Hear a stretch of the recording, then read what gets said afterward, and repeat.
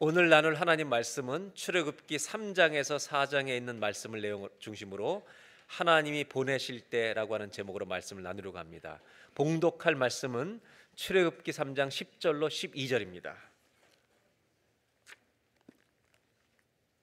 10절을 먼저 제가 봉독해 드리겠습니다. 이제 내가 너를 바로에게 보내어 너에게 내 백성 이스라엘 자손을 애굽에서 인도하여 내게 하리라. 11절 12절입니다. 두 절을 다 같이 봉독합니다. 모세가 하나님께 아뢰되 내가 누구이기에 바로에게 가며 이스라엘 자손을 애굽에서 인도하여 내리이까. 하나님이 이르시되 내가 반드시 너와 함께 있으리라. 내가 그 백성을 애굽에서 인도하여 낸 후에 너희가 이 산에서 하나님을 섬기리니 이것이 내가 너를 보낸 증거니라. 아멘. 여러분들은 앞으로 5년 이내에 가장 해보고 싶은 일이 무엇입니까? 자기 안에 어떤 소원들이 있을 겁니다. 내가 향후 5년 동안 가장 하고 싶은 일이 뭘까? 어떤 분은 건강한 것일 수 있고 어떤 분은 돈을 잘 버린 것일 수도 있습니다. 잘 되기를 바랍니다. 진심으로 하는 말씀입니다. 여러분이 꿈꾸는 것들이 아름답게 잘 이루어지길 바랍니다.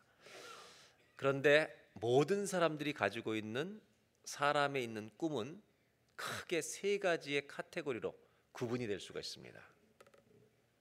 첫째는 인간의 죄성 때문에 죄를 짓고 싶은 꿈들이 있습니다. 이것을 꿈이라고 말하지 않고 욕망이라고 말합니다. 욕망에 살면 인생은 참 불행합니다. 두 번째로 가정에서 받은 교육, 학교에서 받은 교육, 세상에서 받은 모든 경험을 토대로 한 사람 개인의 인격체가 꿈꾸는 꿈은 너무도 다양합니다.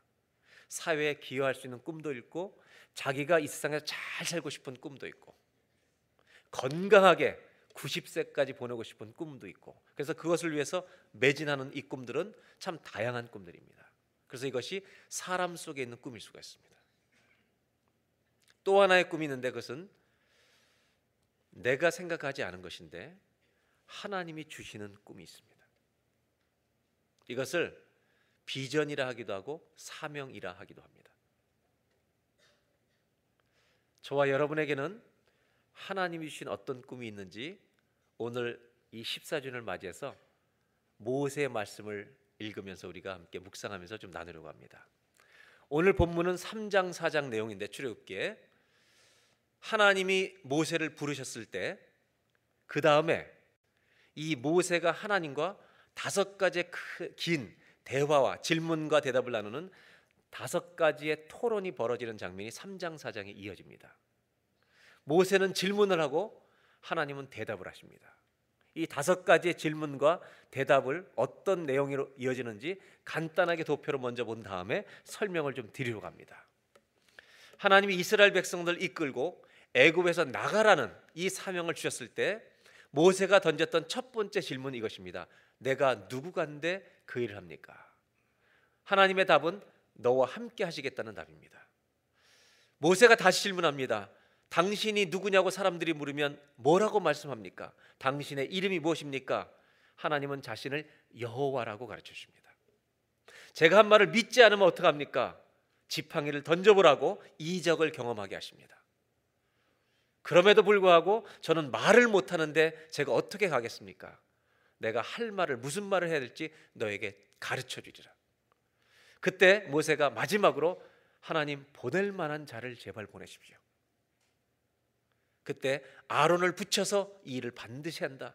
아론이 너의 말을 대변할 것이다. 이렇게 5가지의 토론으로 계속해서 3장 4장은 이어집니다. 그리고 이 일에 결국 모세가 순종해서 떠나게 되는 이야기로 3장 4장이 이어집니다. 오늘 저는 여러분과 나눌 내용은 이것입니다. 이 5가지의 질문 중에 이것을 3가지로 정리해서 모세의 질문에 대한 하나님의 대답을 우리가 성경을 통해 보면서 모세에게 주시는 메시지가 아니라 21세기를 살고 있는 예수 믿는 우리들에게 주시는 메시지는 무엇일까를 오늘 14주년을 맞이한 우리 교회 성도들과 나누려고 하는 것입니다. 오늘 이 도표를 보니까 한 가지 질문이 생각납니다. 그것은 뭐냐면 여러분, 겸손함과 불신앙의 차이는 무엇일까요? 어떤 일을 맡길 때 저 같은 사람이 어떻게 합니까? 라고 말하는 것이 겸손일 수도 있고 불신앙일 수도 있다는 것입니다. 겸손함과 불신앙의 차이는 과연 무엇일까? 그것은 한 가지에 의해서 결정됩니다. 겸손은 안 하겠다는 것이 아닙니다. 내가 주님이 시키시는 일을 하겠지만 제가 하기에는 좀 부족한 것 같습니다라고 할 의지가 있는 사람은 겸손한 것입니다. 그러나 아무것도 할 생각이 없어서 저는 못합니다라고 끝까지 말하는 것은 불신앙이라는 것을 아셔야 합니다. 저는 우리 교회 성도님들이 불신앙의 자리에 서는 것이 아니라 겸손의 자리에 설 수 있기를 바랍니다. 우리는 겸손한 자리에 있어야지 하나님 맡기신 일을 제가 부족해서 할 수 없지만 주님이 맡기시면 해보겠습니다. 그러나 좀 작은 걸 맡겨주시지 않겠습니까? 하려고 해야지. 저는 못합니다. 30년을 못하는 것은 불신앙입니다. 오늘 저는 이 대화를 통해서 하나님 주신 메시지가 무엇일까? 첫 번째 질문을 출애굽기 3장 11절을 보도록 하겠습니다. 모세의 질문입니다. 다 같이 한번 봉독하겠습니다. 모세가 하나님께 아뢰되 내가 누구에게 바로에게 가며 이스라엘 자손을 애굽에서 인도하여 내리까? 이 큰일을 어떻게 합니까? 이 3장 11절에 모세가 하고 있는 말 중에 가장 중요한 표현은 무엇일까요? 답이 있죠, 이 안에. 뭐예요? 내가 누구이기에? Who am I? 이전 번역은 내가 누구이관데? 하나님, 내가 누군데 제가 이런 일을 감당합니까? 이것은 모세가 정체성을 고백하는 말입니다. 저는 적어도 모세는 이 부분에 있어서만큼은 솔직하다고 저는 동의합니다. 내가 나를 아는 것은 너무나 중요합니다. 나는 이 일을 할 만한 사람이 아닙니다. 내가 누구이간데 어떻게 이 백성을 인도합니까? 40년 동안 피난해서 도피해서 미디안에서 양을 치며 내 인생도 잘 추스리지 못하면서 살아왔던 난데, 맞는 말입니다.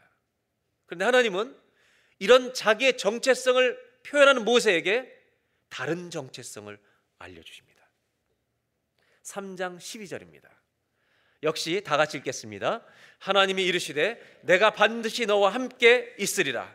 내가 그 백성을 애굽에서 인도하여 낸 후에 너희가 이 산에서 하나님을 섬기리니 이것이 내가 너를 보낸 증거니라.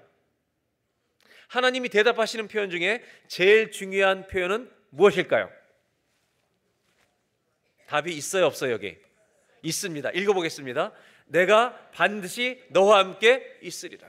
하나님은 모세가 가지고 있던 고백했던 솔직한 정체성도 인정하시지만 여기에다가 한 가지 다른 정체성을 덧입혀 주신다는 것입니다. 저는 할 수 없습니다. 그런데 모세에게 어떻게 말씀하시냐면 너는 혼자가 아니야 라고 말씀하신다는 겁니다. 내가 반드시 너와 함께 있으리라. 여러분, 내가 누구이기라고 하는 이 질문은 겸손한 표현일 수도 있지만, 나를 겸손하게 하는 고백이 될 수도 있지만, 아무것도 못하게 만드는 불가능의 고백이 될 수도 있다는 것입니다.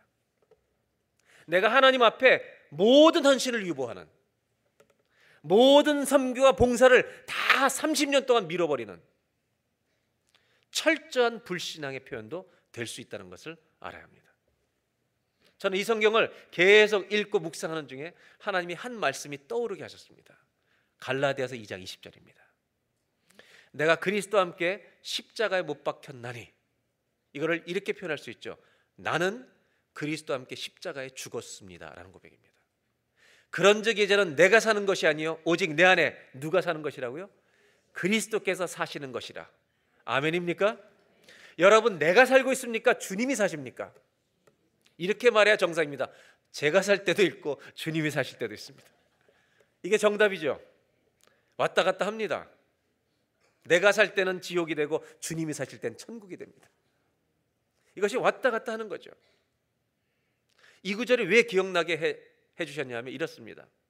이 모세의 질문과 하나님의 대답을 계속 읽고 있는 중에 모세는 내가 누구인데, 내가 생각하고 있는 나의 정체성을 계속 얘기합니다. 하나님은 너는 내가 함께 할 사람이라고 말씀하십니다. 다른 정체성을 주시는 겁니다. 이 말씀은 이렇습니다. 갈라디아서 2장 10절은 죄 지을 수밖에 없는 죄의 본성을 가진 나를 예수 그리스도와 함께 죽었다는 고백으로 나는 매일 살겠다는 게 바울의 고백입니다. 이것이 첫 번째 의미지만 사명과 연결시켜서 이 말씀을 해석하면 또 다른 의미로 해석될 수 있다는 겁니다. 그것은 뭐냐면 아무것도 할 수 없습니다라고 하는 나를 매일 죽이자는 것입니다. 그리고 주님이 도우시면 할 수 있습니다. 이런 내가 살아나는 창립 14주년 예배가 되시기를 주의 이름으로 축원합니다. 나는 아무것도 할 수 없습니다.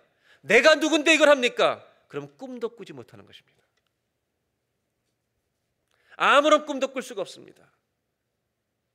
우리는 특별히 이민자라고 하는 독특한 정체성을 가지고 살고 있습니다. 이민자가 누구입니까? 우리입니다. 우리는 다른 나라 타향에 살고 있습니다.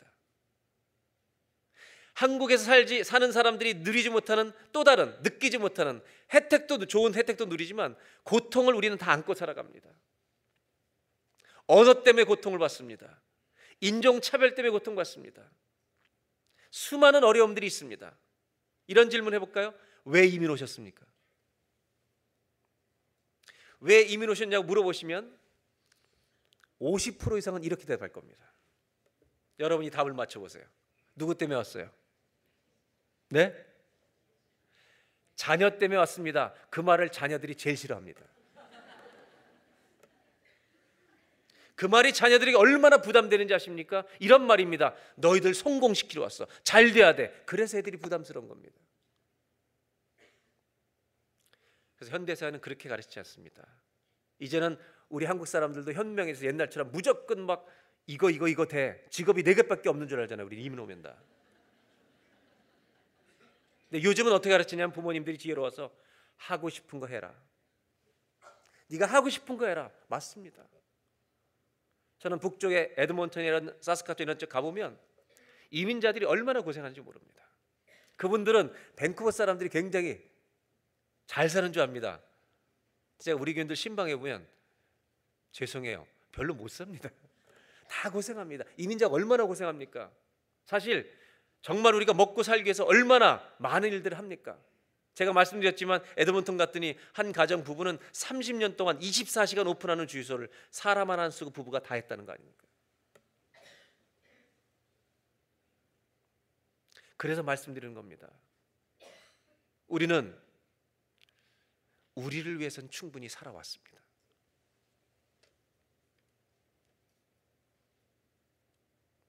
이민자만이 아니라 현대 교회는 내가 하고 싶은 일을 하는데 전부 다 길들여 주셔서 주님이 시키시는 꿈을 꾸어보지도 못하다가 인생을 마칠 수도 있다는 얘기입니다. 저는 목사가 되고 선교사가 되고 이런 얘기를 하는 게 아닙니다. 나에게 주신 일터, 나에게 주신 직장, 나에게 주신 일을 하면서 하나님을 위해서 할 수 있는 일이 뭐가 있을까? 이제는 이 꿈을 꾸어야 되지 않겠는가? 초등학교는 몇 년 만에 졸업해야 합니까? 다 잊어버렸습니까? 초등학교 몇 년이면 졸업해야 돼요? 중고등학교. 중고등학교. 네. 3년이라는 분들 다 알아요. 제가 누가 얘기하는지 지금. 50대 넘고 60대 넘은 아주머님들 다 이해가 돼요. 저는. 우리 집에서 늘 일어나는 일이에요. 초등학교도 6년이면 졸업해야 되고, 여러분 중고등학교 6년이면 졸업하는 거예요. 모세는 이렇게 말하는 거예요. 40년 동안 양을 치고 정말 자기만을 산 거예요. 하나님의 꿈이 오니까 감당이 안 되는 거예요.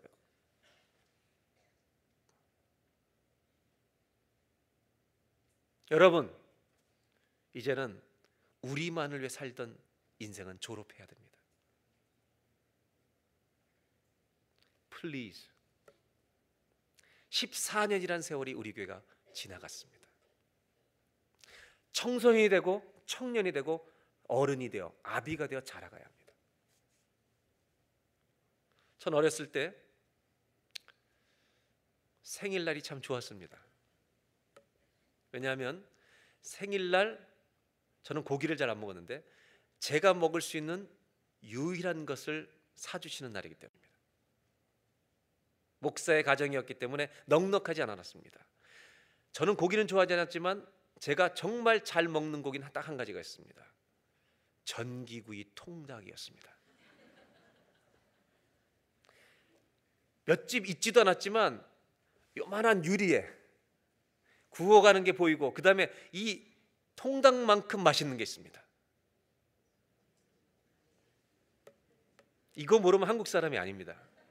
그게 뭐냐면 식초에 넣은 하얀 무입니다. 이게 왜 그렇게 맛있는지. 결혼을 하고 나니까 시골 교회든 서울에서 부목을 하든 아내가 선물을 주기 시작합니다. 근데 이 여자가 용감해지더니 몇 년 전부터 선물을 주는데 지 거를 사서 주는 겁니다. 이 설교를 듣고 우리 교회 교육자 중에 무리한 시도를 한 사람이 있습니다. 목사가 사모님 생일날 자기 선물을 사서 운동화를 사서 줬다는 거 아닙니까? 자기는 순종해 보겠다고. 결국 밴쿠버에 살지 못하고 한국으로 들어갔습니다.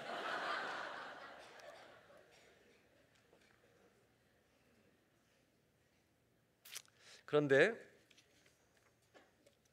나이가 조금 들어가면서 제 안에 이상한 변화가 시작됐습니다. 그것은 제 생일이 오면 어머님이 생각나는 겁니다. 어머님이 생각나는 겁니다. 그리고 제 생일날 이런 신기한 생각이 드는 겁니다. 어머님께 선물을 해드리고 싶은 겁니다.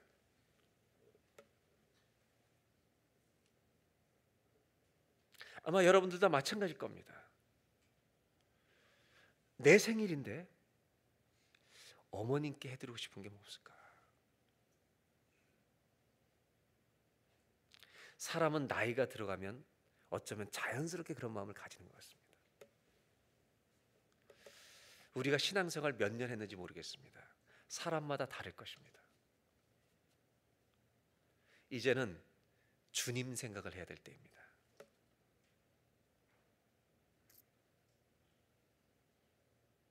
그것이 성숙해져가는 증거입니다. 모세는 제가 누군데 이런 일을 합니까?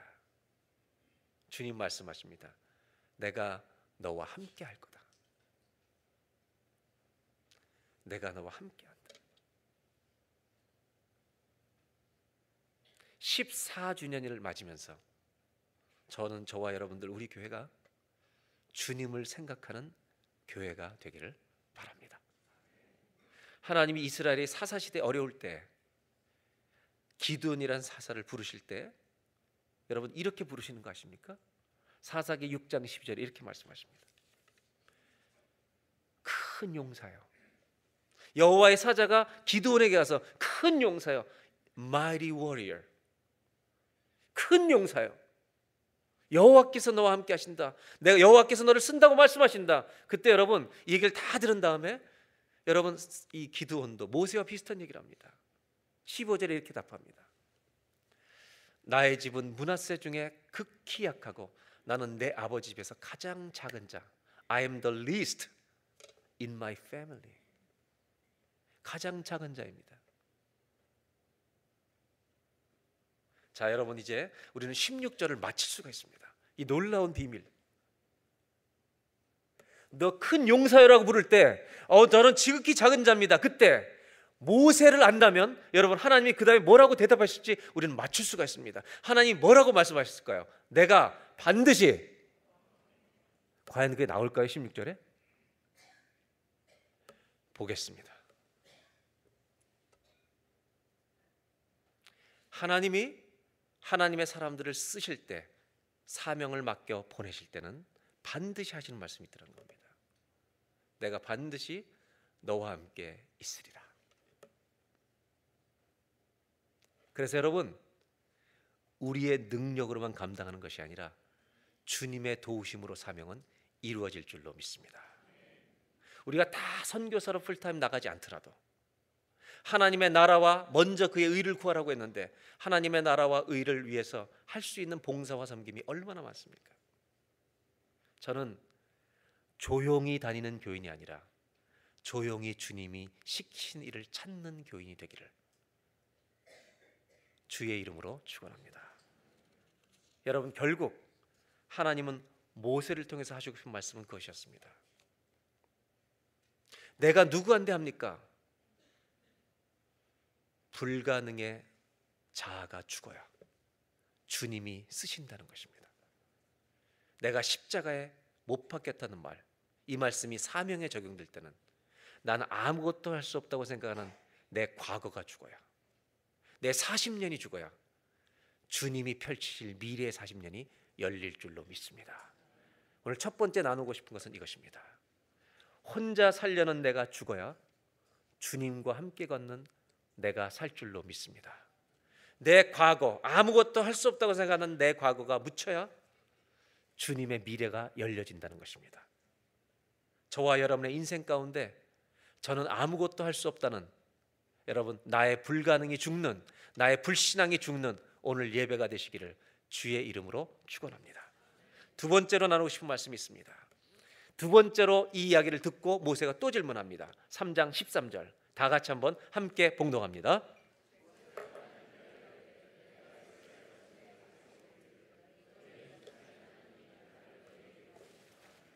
그들이 내게 묻기를 그의 이름이 무엇이냐 하리니 내가 무엇이라고 그들에게 말하리이까. 하나님, 제가 바로 왕에게 가서 이스라엘 백성들에게 가서 하나님이 우리 다 날아가라고 그러셨다 이렇게 권면할 때 누가 너를 보냈냐고 물으면 제가 뭐라고 대답합니까? 하나님, 당신은 누구십니까? 이름이 무엇이라고 말해야 됩니까? 라고 질문했을 때 14절에 이렇게 말합니다. 하나님이 대답하십니다. 나는 스스로 있는 자다. 나는 스스로 있는 자다. 또 이르시되 너는 이스라엘 자손에게 이같이 이르기를 스스로 있는 자가 나를 너에게 보내셨더라. 스스로 있는 분이 보내셨다라는 겁니다. 스스로 있는 자. 그러면서 그 다음에 이름을 가르쳐 주십니다. 15절 하나님이 모세에게 이르시되 너는 이스라엘 자손에게 이같이 이르기를 지금 너의 하나님만이 아니라 너의 조상 족장들이었던 조상의 하나님 여호와, 이름이 여호와라고 말씀해 주십니다. 창세기 15장에도 아브라함에게 내 이름이 여호와라고 여호와 하나님이 말한다고 여호와라고 가르치십니다. 여호와 곧 아브라함의 하나님, 이삭의 하나님, 야곱의 하나님께서 나를 너에게 보내셨다 하라. 여기서 하나님의 이름을 나는 스스로 있는 자 여호와라고 말하는데 이 여호와를 히브리어를 원문을 영어로 쓴다면 YHWH라고 하는 자음만을 써야 합니다. 모음이 없습니다. 히브리어에 여호와라는 단어가. 그래서 여러분 영어 성경을 읽다 보시면 모든 영어 성경이 그렇지 않지만 영어 성경의 번역에는 히브리어 원문을 살리기 위해서 그 여호와라는 단어를 번역할 때 LORD라고 롤드라고 하는 단어를 여러분 전부 다 캐피탈 대문자로 쓰고 있다는 것입니다. 이것은 여호와라는 단어가 너무너무 중요하다는 것을 알려주는 것입니다. 이스라엘 백성들이 하나님의 성경을 처음 볼 때 이 여호와라는 단어를 어떻게 대했는지 그 의미를 살려주려고 여기 이렇게 놔둔 것입니다. 이름이 무엇입니까? 나는 여호와인데 너의 여호와만이 아니라 너희 조상의 아브라함, 이삭의, 야곱의 하나님 여호와, 그 하나님이 오늘 모세의 여호와가 돼서 너를 보내신다고 말해라. 그러면서 더 당부하십니다. 15절 후반부에 다 같이 읽어볼까요? 이는 나의 영원한 이름이요 대대로 기억할 나의 칭원이라. 우리 하나님은 누구시라고요? 여호와 하나님이십니다. 그렇다면 이제 현실로 돌아갑니다. 여호와 하나님이란 이름을, 여호와란 이름을 가지고 이제 바로 왕에게도 가고 이제 이스라엘 백성에게 갑니다. 여러분 상상해 보세요. 모세가 바로에게 가서 노예인 모세가 모든 백성들을 바로 왕이여 만군의 여호와의 이름으로 내가 왔습니다. 스스로 계신 하나님 여호와가 이 백성을 내보내려고 합니다. 이렇게 말하면 여러분 바로 왕이 그래? 그렇게 해 라고 말하겠습니까? 이게 무슨 황당무계한 소리냐라고 말하겠습니까? 여러분 얼마나 황당무계한 이야기입니까? 저는 이 성경을 읽으면서 하나님의 무모하심을 좀 얘기하려고 하는 겁니다. 하나님이 너무 무모하시지 않습니까? 400년 동안 노예 삼아있던 나라에게 바로 왕에게 내보내라고 이제 모세를 보내실 거라는 거예요. 근데 누구의 이름으로? 만군의 여호와의 이름으로. 바로 왕의 입장에서, 우리 바로를 조금 긍휼히 얘기합니다. 바로 왕의 입장에서 보면 이거 무슨 소리야 도대체, 말도 안 되는 얘기를 떠들고 있다는 겁니다. 저는 그래서 여러분 오늘 이 성경 속에서 하나님의 이 무모하심, 하나님의 너무 이 무식한 방법, 이걸 첫 번째로 좀 나누려고 하는 겁니다. 또 한 가지 그러나 나누고 싶은 게 있습니다. 그것은 뭐냐면 하나님의 이 자신감입니다. 하나님이 왜 이렇게 자신 있으신 건가? 가, 내 이름으로 가. 저는요 오늘 여러분 선택을 좀 드리려고 합니다. 여러분 이 성경을 읽을 때 무모함으로 봐야 돼요, 자신감으로 봐야 돼요?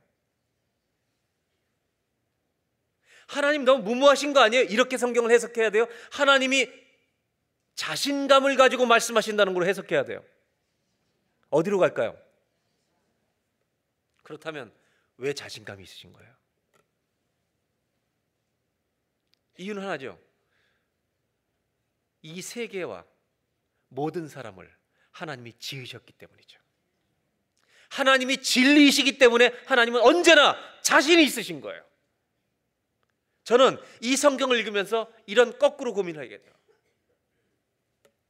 하나님이 이 세계를 다 지으셨다면, 이 모든 사람들을 사랑하는 마음으로 일을 행하신다면, 여러분 하나님이 창조주라면 누가 누구를 알아야 되는 거예요?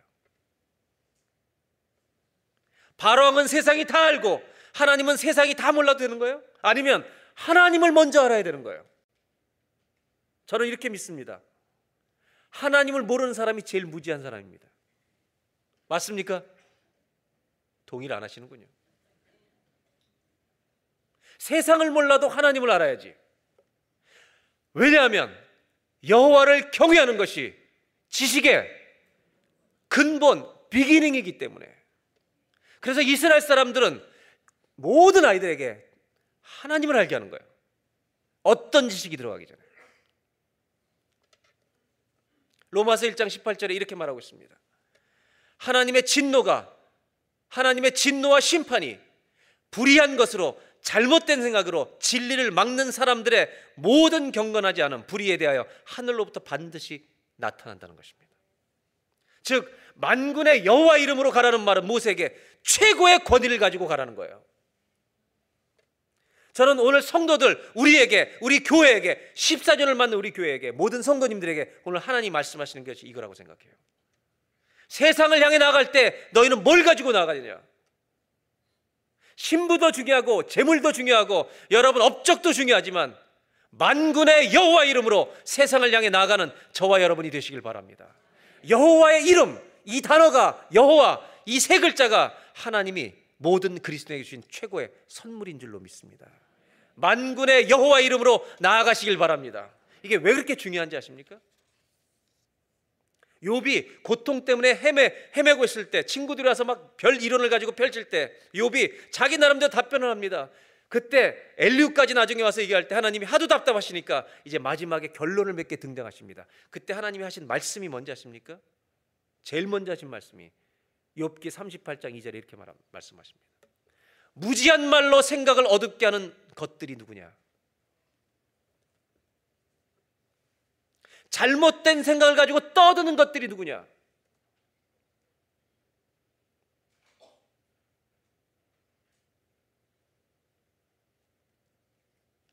욥이 하나님의 수많은 권면을 다 들은 다음에 고백을 합니다. 이렇게 고백합니다. 여호와께 대답해야 돼. 여호와입니다. 여호와, 전능하신 여호와, 주께서는 못하실 일이 없사오며 무슨 계획이든지 못 이루실 것이 없는 줄 아오니. 아멘입니까 여러분? 여기에 아멘입니까? 우리는 할 수 없지만 하나님은 하신다. 이게 여호와입니다. 그래서 여호와 이름의 뜻은 Eternal One, 히브리어 원문의 의미는 영원하신 한 분은 하나님밖에 없다. 이게 여호와입니다. 그래서 여호와 이름을 망명태 읽지 말라는 것입니다. 하나님의 이름을 부르면서도 할 수 없다고 말하는 것, 하나님이 누군지 모른다는 것입니다. 그리고 욥은 이 얘기를 다 듣고 이렇게 고백합니다. 3절, 무지한 말로 이치를 가리는 자가 누구입니까? 나는 깨닫지도 못한 일을 말했고 스스로 알 수도 없고 헤아리기도 어려운 일을 말하였나이다.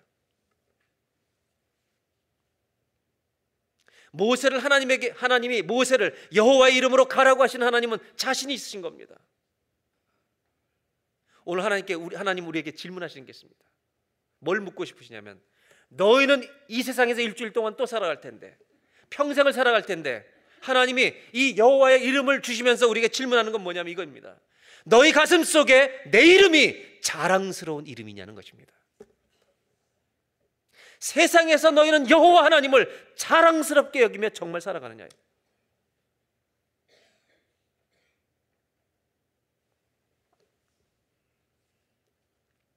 모세는 400년 동안 노예로 묶여있던 백성을 끄집어내야 합니다. 여러분, 400년 노예로 살았으면 그냥 노예로 사는 게 편합니다. 즉 노예에서 벗어난다는 생각 자체가 불가능합니다. 12년 동안 혈루병을 앓았도 그 병 때문에 여러분 스스로 못 나온다고 생각합니다. 근데 여호와라는 이름이 뭔지 아십니까? 내가 할 수 있다고 말씀하시는 겁니다. 그 이름이 여호와입니다. 그 이름이 여호와입니다. 우리가 행할 수 없는 것을 하게 하시는 분이 하나님이십니다. 나올 수 없는 곳에서 나오게 하시는 이름이 여호와입니다. 절망을 소망으로 바꾸는 이름이 여호와입니다. 어둠을 빛으로 바꾸는 이름이 여호와입니다. 무너진 인생을 세워주시는 이름이 여호와입니다. 여러분, 실패와 어둠 속에 묻혀있지 말라는 것입니다. 여호와는 건지신다는 것입니다. 그래서 요한계시록에 이 여호와 하나님이 어떤 분인가 이렇게 말합니다. 다 같이 한번 읽겠습니다. 시작. 주 하나님이 이르시되 나는 알파와 오메가요, 이제도 있고 전에도 있었고 장차 올 자여 전능한 자라 하시더라. 하나님은 어떤 분이냐? 어제나 오늘이나 영원토록 동일하신 분인 줄로 믿습니다. 이제도 있었고 전에도 있었고 장차 올 자여. 왜 모세에게 하나님 여호와 이름을 가르치면서 왜 족장 얘기를 하십니까? 나는 너희 하나님만이 아니라 과거에도 일했고 오늘도 일하고 앞으로도 일할, 나를 이길 자가 없는 이름 여호와를, 전능자의 이름을 너에게 준다. 가라고. 여러분, 창립 14주년을 맞이하여 다윗이 만군의 여호와의 이름으로 골리앗을 눕힌 것처럼 만군의 여호와의 이름을 붙들고 세상을 향해 나아가는 저와 여러분 되시기를 바랍니다. 어떤 어려움, 어떤 고난, 내 힘으로 도저히 나올 수 없는 실패, 여기에 갇혀있지 마시고 여호와라는 이름이 내 인생에 들어올 때 우리는 일어날 것입니다. 그래서 하나님은 자신이 있으신 거죠. 이름을 가르치시며 여호와, 이게 어떤 이름인지 아냐. 두 번째로 나누고 싶은 게 이것입니다. 만군의 여호와의 이름을 붙들 때 승리를 취할 줄로 믿습니다. 만군의 여호와의 이름으로 여러분 나아가시길 바랍니다. 예수 그리스도의 이름을 가지고 기도하시기 바랍니다.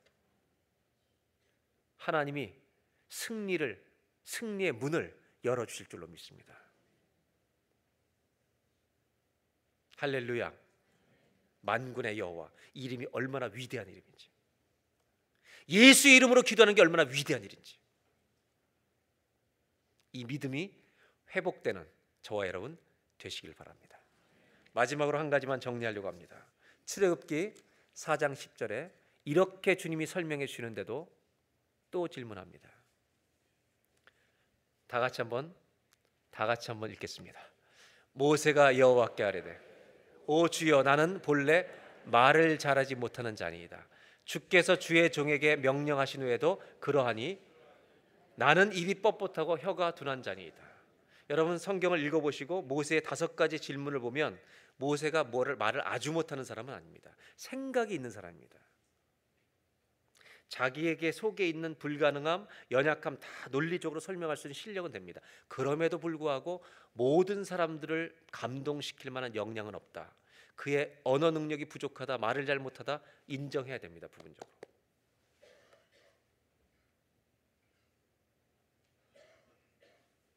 그때 하나님께서 어떤 답을 하시냐면 11절에 이렇게 대답하십니다. 여호와께서 그에게 이르시되 누가 사람의 입을 지었느냐? 누가 말 못하는 자나 못 듣는 자나 눈 밝은 자나 맹인이 되게 하였느냐? 나 여호와가 아니냐. 여기서 우리는 질문해야 합니다. 여러분, 모세를 지으신 분이 누구십니까? 누가 지으신 거예요? 하나님이 지으신 거 맞습니까? 그렇다면 한 번만 더 질문해 볼까요? 우리를 지으신 분이 누구십니까? 아멘입니까? 여기서 중요한 아멘입니다. 저를, 여러분, 자기를, 나를 지으신 분이 누굽니까? 왜 자신이 없어요 갑자기? 하나님입니까? 아멘입니까? 이거는 크게 해야 될 아멘인데, 아멘입니까? 그런데 하나님의 모순이 생깁니다. 모세를 하나님이 지으셔서 하나님이 쓰시려고 하는데 말을 못한다는 것입니다. 누가 지으셨어요? 하나님이 지으셨다는 겁니다. 하나님이 저를 농구 선수로 쓰시려고 하는데 키가 작은 겁니다. 똑같은 겁니다. 이게 지금 상황이. 어떤 모순이냐면 하나님은 하나님의 divine creation, 하나님의 신적인 창조가 우리 안에 다 있는 겁니다. 하나님이 지으셨다는 거룩한 창조입니다. 하나님이 창조하셨는데 모세는 뭐라냐면 이 창조된 피조물이 하나님 말을 하면서 사람들을 끄집어내야 되는데 말을 못한다는 겁니다. 하나님의 창조가 실패하는 겁니다.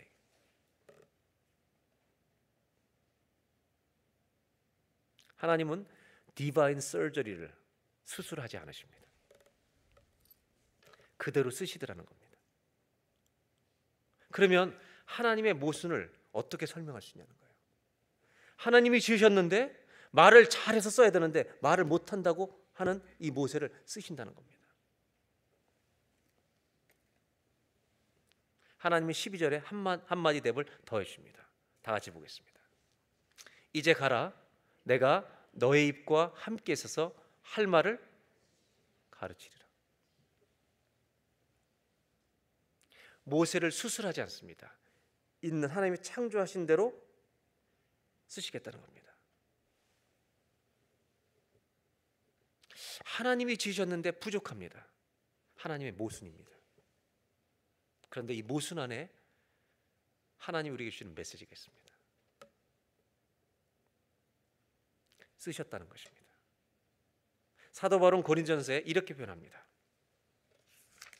형제들아, 너희를 부르심을 보라. 육체를 따라 지혜로운 자가 많지 아니하며 능한 자가 많지 아니하며 문벌 좋은 자가 많지 아니하도다. 27절 다 같이 읽겠습니다. 그러나 하나님께서 세상에 미련한 것들을 택하사 지혜 있는 자들을 부끄럽게 하시려고 세상에 약한 것들을 택하사 강한 것들을 부끄럽게 하려 하시며, 모세는 내가 부족하다고 말합니다.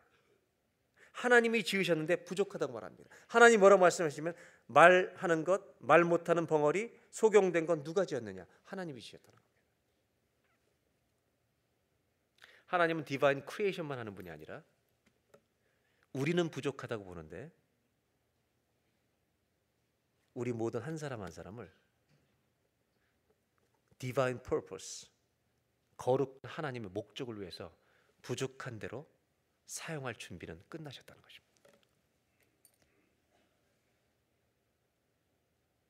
어떻게 하시냐면 부족한 자를 들어 있는 자를 부끄럽게 하시고, 여기 좀 기분 나빠하는 사람들이 있어요. 나는 부족하지 않은데, 난 괜찮은 편인데. 그건 교만병입니다, 여러분.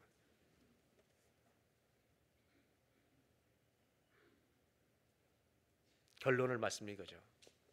하나님이 사명을 맡기실 때, 우리를 보내실 때 우리는 뭘 생각하느냐면 제일 먼저 우리의 능력을 생각합니다. 주님은 함께 하신다고 말씀하십니다. 그러면서 뭐라고 말씀하시냐면 내가 너와 함께 하리라. 내가 무슨 말을 할지 가르쳐주리라.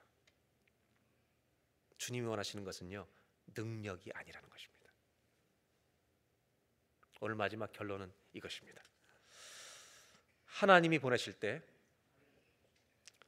우리에게 필요한 것은 능력이 아니라 순종이라는 것입니다. 순종하면 쓰시는 겁니다.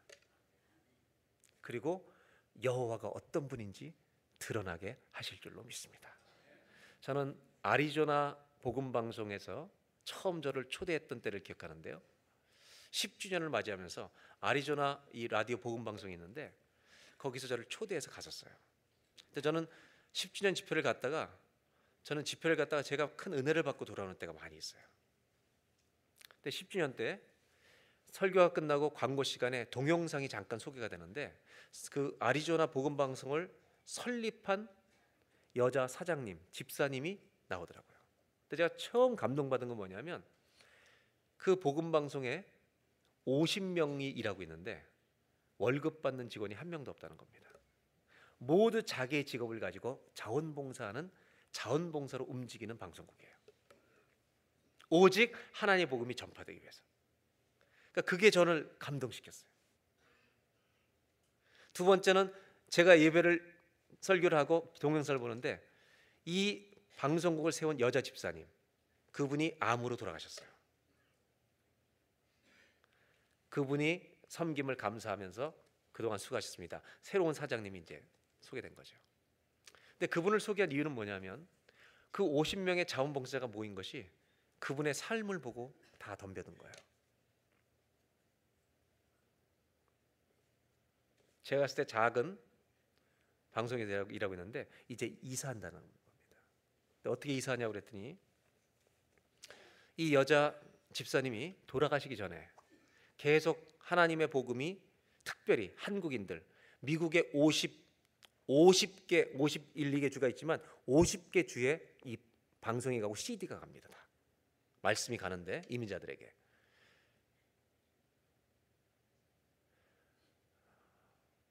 이분이 기도하는 중에 이 방송국이 렌트비도 비싸니까 좀 건물을 달라고 기도하기 시작했대요. 예수님의 이름으로.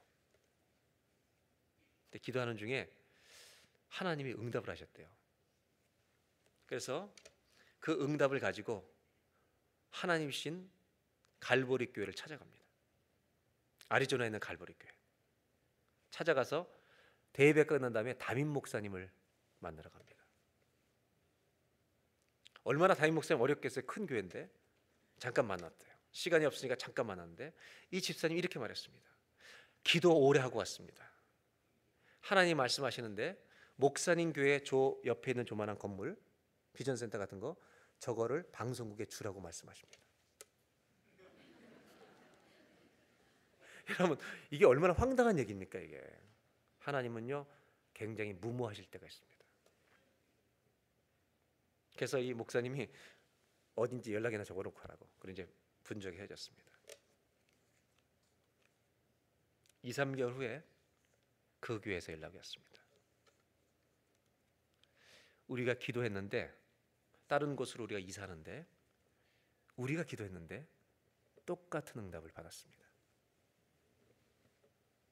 이 방송국은 이 건물은 여러분의 것입니다. 아니 주님 것입니다. 그리고 그 대신 돈을 받겠습니다. 일부를 내고 가져가십시오.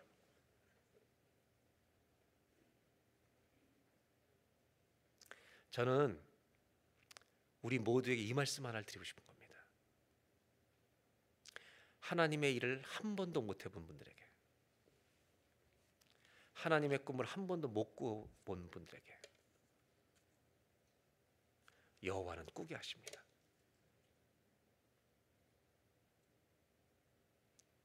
30년, 40년 이민 생활을 나만 위해 살아왔던 사람에게